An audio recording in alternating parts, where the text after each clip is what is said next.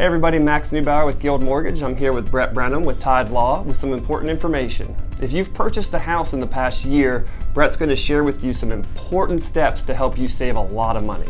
One of the first discussions I have with clients actually is about the tax rate for South Carolina.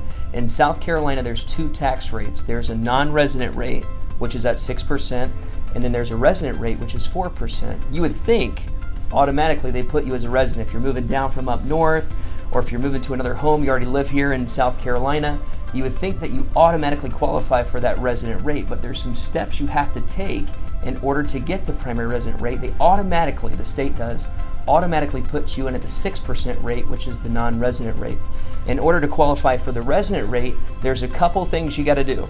Number one, you gotta update your license. And then you have to get your vehicle registered, that's number two. And then number three is you have to go fill out the primary residence tax form at the tax assessor's office.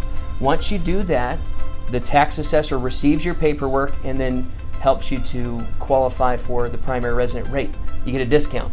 One of the features about this that a lot of people get confused about is a lot of people say, how long do I have to take before I can apply for that primary resident rate?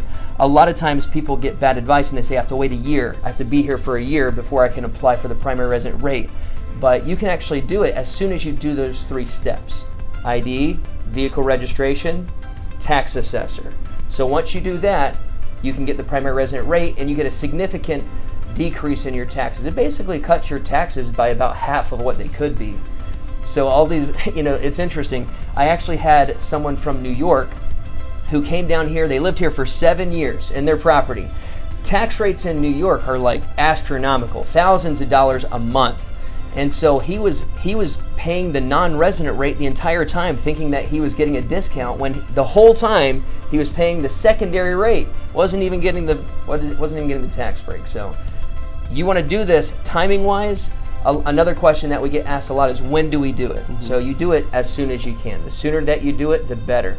Because we're coming up, let's see, what's the date? I can't even remember these days. What is it? Beginning of August. It's August. It's August. The tax bill for this year, for 2020, will come out in October. And that's another question that people have is, when does the tax bill come out? The tax bill for 2020 comes out in October. Have you ever seen where clients get confused? They think that, the tax bill for October is actually for next year. Exactly. But it's actually for this year. If it comes out in 2020, it's 2020's tax bill. So it's going to come out in October. January 1 to December 31st, that's going to be the tax bill. So another question that people ask us a lot is, well, when does my primary resident rate, once I get approved, where does it get applied? Does it get applied this year or does it get applied next year? And the answer is, it just depends. If you get the paperwork, the most important aspect of this is get the paperwork completed as soon as possible, because the sooner that you get it completed, the more likely it is that it gets applied for the current tax year. Unfortunately, we're so late in the year. If it's getting done right now in between August and October, it's very unlikely that it's going to get updated in that time. But rest assured, you still get your tax break. If you apply for it this year, you can go, even though that the tax bill might come out at the 6% rate this year, you can always go back to the tax assessor and ask them for a reproration of your taxes. And so technically, as long as you apply for it this year, you can go back to the tax assessor and they'll give you a credit for the period of time that you own the property as a primary resident. Now, there is another tax decrease that you can apply for, and this one does take a year, and that's called homestead exemption. Homestead exemption applies a year after you've claimed primary residency at your current residence, and you're over 65 years old. You get $50,000 off the tax assessed value for an individual, and if you're married, you get $50,000 off per person, so the tax assessed value will be $100,000 less, and then they apply the primary tax rate, so you pay taxes on whatever is left over after the homestead exemption. Those are two key points in order to decrease your tax bill that can affect your mortgage payment, because Max, as you know, A lot of mortgages have escrow accounts, and that Exactly. includes taxes, and so that significantly impacts how much you pay per month. Exactly. If you miss that step when the escrow analysis happens early in the year, all of a sudden your mortgage payment could shoot up $100, $200, $300 a month, and if you're not prepared for that, you could be in a lot of trouble.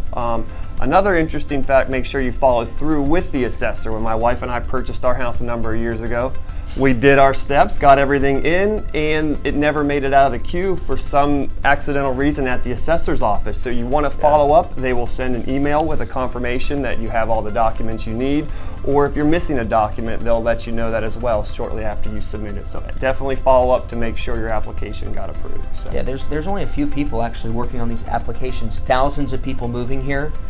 You know, we live in the hottest market, I think, in the country. Thousands of people moving here a year, but they only have a couple people working on the at the county level on the on these tax rates and processing the applications. So make sure you get them in early. Another aspect to this is you were talking about issues that you can have after closing. The worst phone call I ever get as a closing attorney is when someone calls me a year after they've purchased and they say to me, Brett, why did my taxes double from what was estimated? And the only answer to that question is always, you didn't apply for the primary tax rate as we instructed you. And then what happens? Because there's an increased tax assessed value, the escrow goes up, your payment goes up, that can affect your livelihood month to month. So it's imperative that you apply for this as soon as you can. Another common misconception is just like Max was saying. Max bought a house, he bought a new house. Sometimes people have the misconception that it automatically transfers over to your new property because it just deals with South Carolina residency. But that's not the case. It deals with your individual property. So if you buy property, if you live in Horry County and you move to another property in Horry County, you still have to apply for that primary tax rate because it deals with the property that you're in, and it deals with where you live at the time. So make sure you take these steps to help you save on taxes, save money. Nobody likes giving money to taxes. I'm sorry, nobody likes taxes. So this is a great way for you to avoid paying extra and keeping some more money in your pocket. Sounds great. Well, I appreciate your time. If you have any questions, please feel free to reach out or call the local assessor's office. We'll link their number below. Thanks so much.